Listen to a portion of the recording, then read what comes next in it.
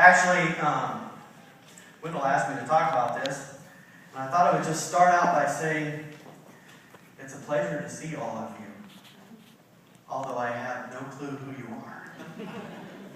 So today, I'm used to doing kickoffs with little kids, so really, I usually ask people to interact with me.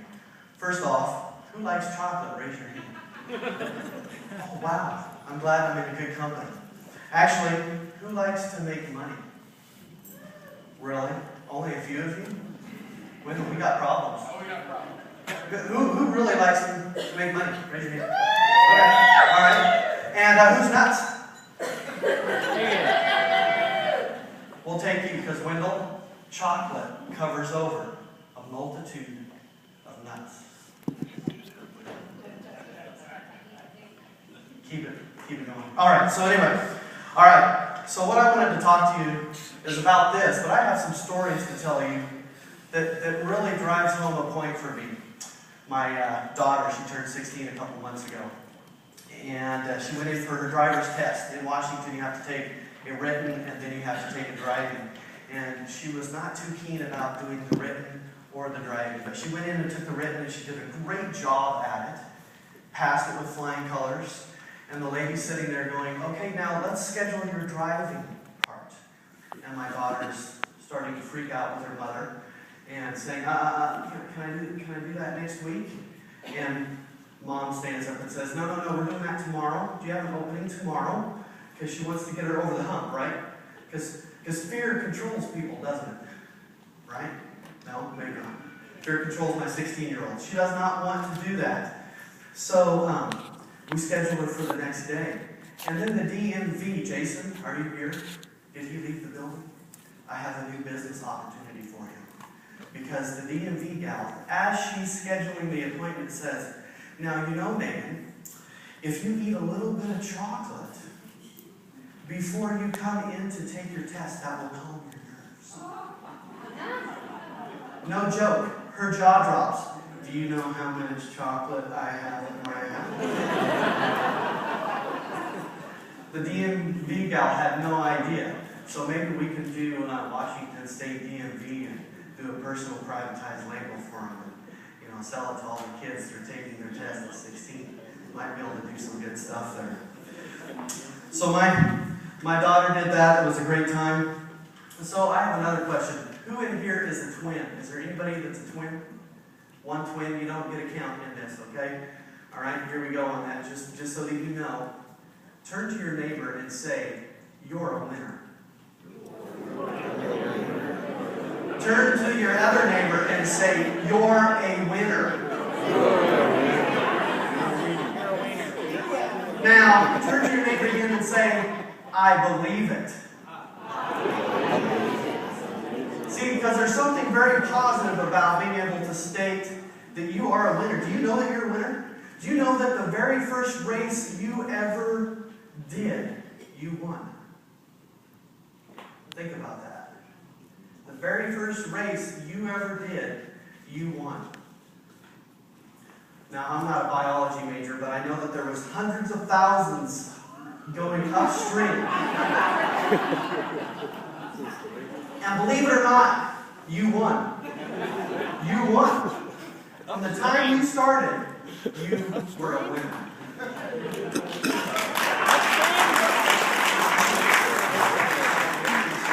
So turn to your neighbor again and say, I know you're a winner.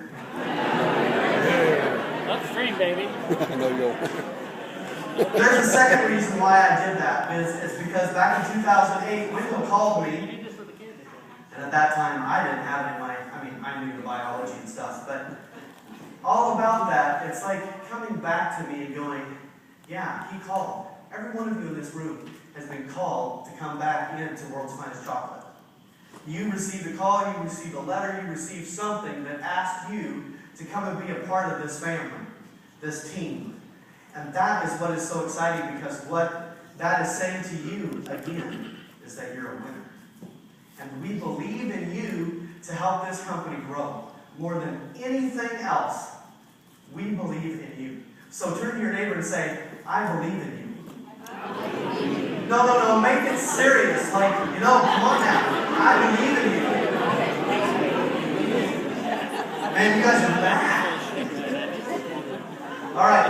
that you believe in yourself or you believe in your neighbor, also understand that you are You upstream the smart best son of a gun. value this side of the business. Besides the chocolate, you are the best value to this company. Turn to your neighbor and say, I love the fact that you're the best value in this company.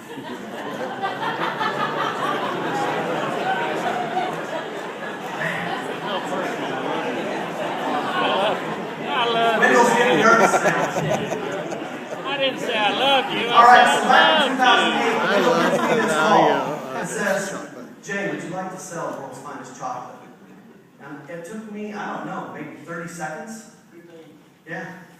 Because if you only knew the background of what I've been doing up in Washington State and Eastern Washington, I was competing against you. Is it legal? Q and World's Finest Chocolate, and every door that I knocked on that said, no, we do World's Finest Chocolate, we do their $5 bunny.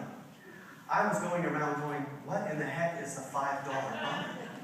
Because I was trying to present them beef jerky, or cookie dough, or wrapping paper, and all the other things I could find under the sun in order to be able to sell. And I kept on bumping into this wall that said, no, we sell $1 bars, or we sell $2 bars, or we sell the $5 bunny at the time.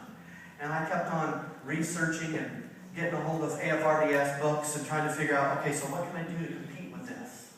How do I do this? And it was a mountain that I could not climb over. So finally I got to the point where in my database, an act, I kept on putting down all the schools that would tell me that they were running with a WFC or the bunny sale. I would have expletives in my notes. I was ticked. I mean, I was literally without hope. It got to the point where if I drove by a school and I knew they did chocolate, I just kept on going. It was that bad. And so for me, when Wendell called and said that, literally the 15 seconds was, yes, yes I can. Because now I knew that I was on the other side. All those schools that had told me no, that I kept track of, now at some point they may say yes. Because now I can offer the bunny. I call that pitch number one as far as in baseball. That was the meatball pitch down the middle of the plate. Like, if you can't hit this ball, you don't deserve to play baseball, right? So that was hit number one. Boom. And I hit it. The next pitch came this last year when the rest of you guys in the upper management had decided we're going to cut this off. Because all of a sudden, I had nobody to say, well, you could work with them if you want to, but you could really work with me. There was now no option. And I don't know about you, Wendell, but my cologne doesn't smell that bad. And I know that I'm a winner, right? Are you still a winner? Yes. So if you believe you're a winner, now all of a sudden now you have the confidence of $150 million in chocolate coming with you in the door. And you go, would you like some chocolate? And I know that they haven't gotten any other samples from anyone else. And it's the best feeling in the world. So I asked the question. I had anger, I had fear, I was ticked, I was hopeless before. But now I walk in the door with total ease, being able to walk in. And that's when I said to myself, I asked the question, why in the heck am I selling anything else? Because why would I want to walk in the door with some chocolate and say, would you like some wrapping paper made from China? It just doesn't make sense. Or how about this 150 item booklet? See if there's 4 things you like in there. Yeah, 4 or even 2. And so then it started dawning on me, I need to just move this. I need to get rid of all this other crap that I keep on carrying in, because the only thing I really need to bring in is mint meltaways or a bar of chocolate or some chocolate covered almonds. Hand it to the secretary. I've just made her day. Literally. Time and time again when I step in anymore, it's like, oh, the chocolate guy's here. And I have big shoes to fill because there used to be a guy that did that. He was the candy man in the Northwest. And they kept on asking me, did you take his place? And I never met him. And I was like, oh, no, he had retired years before that under Q. But now I'm the new candy man coming in the door, bringing in chocolate. Everybody's excited to see me. They actually usually ask me, can I have one more before you leave? That's a great feeling to have. Because you know at some point down the road, even if they're doing cookie dough or book, at some point they're going to come and say, I think we could switch to this. I think we can do really well at it. Same kind of story, same kind of scenario. Had a group that had switched over. My first year, '08, they ran that winter. Then they decided to go to another company. And it was very weird because I was going, you've done this for years. All the parents got so ticked off. They were calling me before I could call on them again to say, we're back to the $5 money or the $6 money, and they've been back ever since. So I say that to say this. How easy is it if all you do is carry around chocolate and about 7 flyers that say 1, 2, or 6? There's nothing else you need in order to make money. Do it with ease. Love the people that you love on, because chocolate, right? Chocolate covers over a multitude of nuts. And sometimes those are the people that you have to sell to. But it's great. All right, so the last thing is this. And I'll finish up with this because have you heard of catchphrases like, help me out here. Does anybody remember, somebody in the back, if you can remember, a movie in the late 80s with Robin Williams called Dead Poets Society? Anybody in the back? Okay, there was a catchphrase out of that movie that everybody used to, well, if they could speak Latin, they would say it. I just gave it away. Does anybody remember it?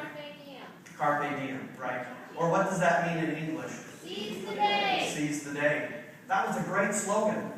And then Nike did something similar to this. Seize the day. We could change it to seize the chocolate. Or Nike did something that went around for a long time called just do it. Right? All right? You're catching me. Wendell used to say this. Get on the train because the train's leaving the station. It left the station, didn't it? It's moving now. If you're going to jump on, you better have good leaps. You better be running. It's left the station. Or he also says, drink the Kool-Aid, right? Yeah. I have a new slogan for you tonight, or today, this afternoon, that you may enjoy. I have to flip the page here because where's the remote? That's here. Oh yeah, you guys are, the tension's building. Are you ready? All right, I'm not going to undress. Just being sure you know. Yeah, thank you, Wendell. No, that was last night. Just kidding. I am going to show you a new slogan, but it's on my t-shirt. Apologize to the tech. All right? And so the ones in the back, this is right. It's important that you know this. It's important because when you walk away this week, at the end of the week, you need to have a new slogan.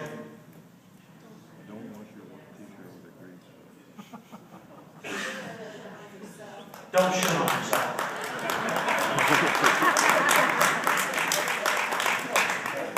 I want to say this with ease because the first time I told this to Wendell, he said, I'm sorry, my phone just leaked.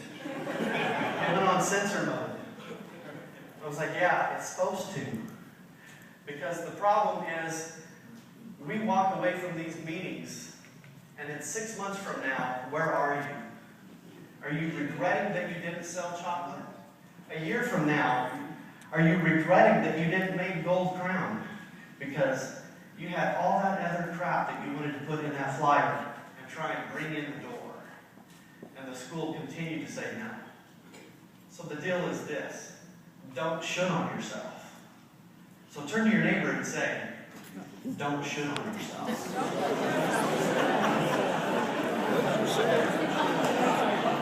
Don't shit on yourself. I don't know. Shut up.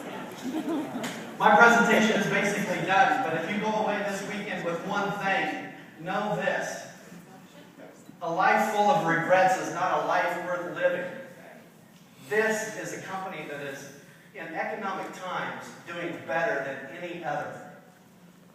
In 5 years from now, don't be the one saying, I should have sold more chocolate. Just do it. Get on the bus. Seize the day. Don't shit on yourself.